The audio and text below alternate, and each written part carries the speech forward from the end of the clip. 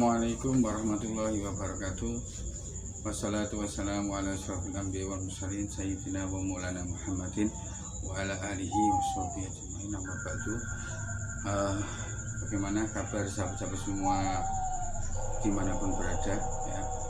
Mudah-mudahan Allah senantiasa melimpahkan rahmat, melimpahkan hidayahnya kepada kita semua, sehingga kita selalu dalam keadaan sehat walafiat, dan mudah-mudahan Allah senantiasa memberikan rezeki yang lancar untuk kita semua dan selalu memberikan jalan keluar yang terbaik untuk kita semua.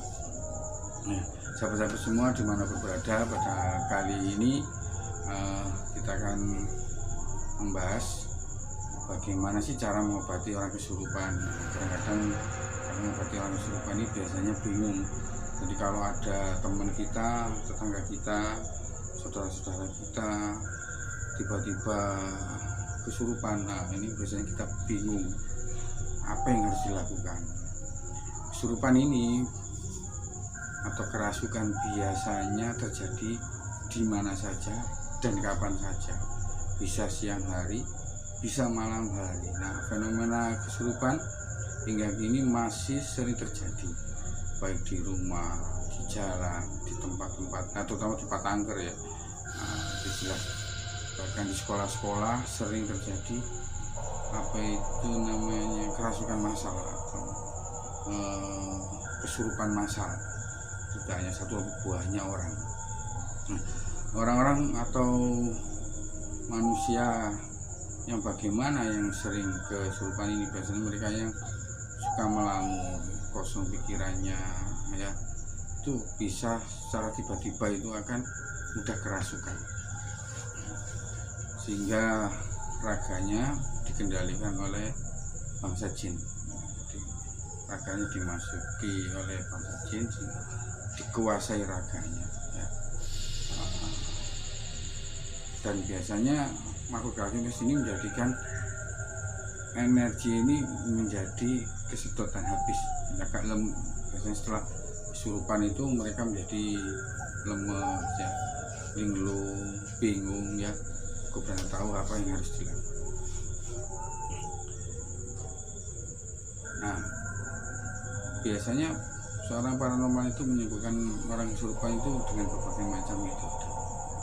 Bagaimana kita ini khususnya sampaikan tip-tip untuk sahabat-sahabat semua yang mungkin memang bukan praktisi dari praktisi tenaga dalam, bukan seorang paranormal ya, seorang yang memang biasa-biasa aja dan memang tidak pernah mempelajari bagaimana cara mengobati orang kesurupan. Nah, ini saya akan memberikan tip-tipnya, cara-caranya, nanti bisa dilihat ya. Kita harus tahu dulu ciri-ciri orang kesurupan itu seperti apa. Kadang-kadang tidak semua orang yang ngoceh sendiri itu kesurupan ya. Kadang-kadang mungkin karena banyak masalah, pikirannya ruwet, ini bisa dibilang stres ya. Nah, kalau orangnya stres tidak bisa. Dia harus tahu ciri-cirinya. Ini orang kesurupan, kemasukan jin, atau memang orang ini karena memang stres atau mungkin karena penyakit pikiran. Nah, ciri-cirinya sebagai berikut ya. Nah, orang-orang yang kesurupan biasanya satu, ciri-ciri pertama, kalau ngomong bersuara biasanya tidak seperti biasanya. Nah, biasanya suaranya berupa seperti nenek-nenek atau kakek-kakek, atau suaranya berat. Suaranya berubah, tidak seperti suara-suara yang pada umumnya ya. Kedua, jika dipegang jempol kakinya itu akan merasa kesakitan. Ini jempol kakinya ya, ditekan di tengah-tengahnya nih, ditekan sedikit seperti ini. Ini biasanya orang yang kerasukan itu akan menjerit-jerit karena terasa sakit. Coba nanti kalau mau dikerasukan dites dulu. Oh, suaranya sudah berbeda, tidak seperti biasanya. Nah, ditekan seperti ini terasa sakit. Ini termasuk salah satu ciri-ciri orang benar-benar orang yang kesurupan. Terus tangan orang-orang kesurupan biasanya menggenggam keras, ya kaku, tangannya kaku, kencang ini. Terus ciri yang keempat, giginya mereka merapat keras seperti kayak orang kejang-kejang itu, giginya ditahan dengan keras. Karena jin biasanya di tempat bersembunyi di tempat-tempat tersebut. Terus ciri yang kelima, itu mempunyai kekuatan yang berlipat-lipat. Biasanya dipegang orang banyak pun kualan karena energinya itu berlipat-lipat. Jadi maunya biasanya lemah jadi kuat sekali. Ketujuh, suhu badannya menjadi dingin. Dipegang suhu badannya berbeda. Yang kedelapan, di berbagai bagian tubuhnya akan mengeras dan kaku. Kadang kakinya mengeras kaku, tangannya, atau mungkin kepalanya, matanya belalak-belalak seperti itu. Ini termasuk salah satu ciri-ciri orang itu kesurupan. Terus langkahnya bagaimana cara mengobatinya? Berikut langkahnya ya. Kalau memang orang di sekitar kita kesurupan, sahabat-sahabat semua ambil wudhu. Setelah ambil wudhu dengan yakin mantap bahwa saya ini nanti mampu untuk mengobatinya. Setelah berwudhu, baca sholawat 7 kali, ya, tahan nafas. Ini selama 7 kali ditiupkan ke tangan. Setelah ditiupkan ke tangan, ditaruh di jidatnya dengan ditarik ke bawah. Nah, kok misalnya tidak ada efek, coba diulangi sekali lagi. Selama 7 kali lagi ditiupkan ke telapak tangan, ditaruh di dahinya ini, terus ditarik ke atas atau ditarik ke bawah, dibuang. Caranya seperti itu.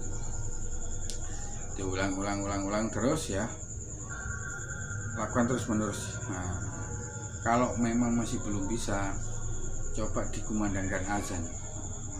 Di telinga kanannya di azan, di azan di telinga kanan sambil ditiupkan. Coba diazankan telinga kanan. Biasanya kalau diazankan telinga kanan itu biasanya meronta-ronta. Teruskan aja azannya sampai selesai. Kalau sudah pakai cara yang pertama tidak bisa, pakai cara kedua pun sulit tidak bisa, berarti memang butuh penanganan khusus ya, dari orang-orang ahli, mungkin dari paranormal, karena mereka mempunyai banyak cara bisa mengetahui kondisi di mana makhluk jin itu berada di dalam tubuh. Ya tidak ada salahnya kalau memang sudah dicoba seperti itu. Di langkah pertama sudah dicoba, berulang-ulang dicoba, terus dipakai azan pun masih belum bisa, ya saya sarankan ya menghubungi mungkin ya paranormal atau orang-orang yang biasa, orang-orang yang disebut biasanya orang pintar ya, paranormal, yang memang sudah biasa untuk menangani orang-orang kesurupan, karena mereka mempunyai metode-metode untuk menangani jin-jin yang ada di dalam tubuh. Atau praktisi-praktisi yang memang sudah terbiasa dengan malah kanuragan tenaga dalam, itu bisa untuk menarik jin itu untuk keluar.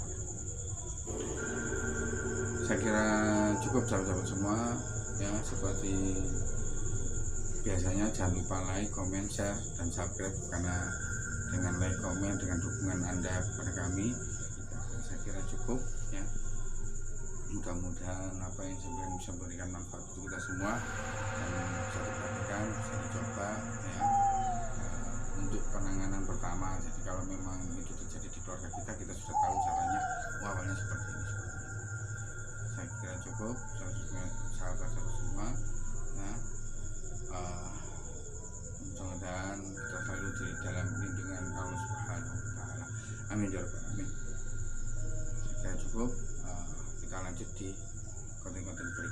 Wassalamualaikum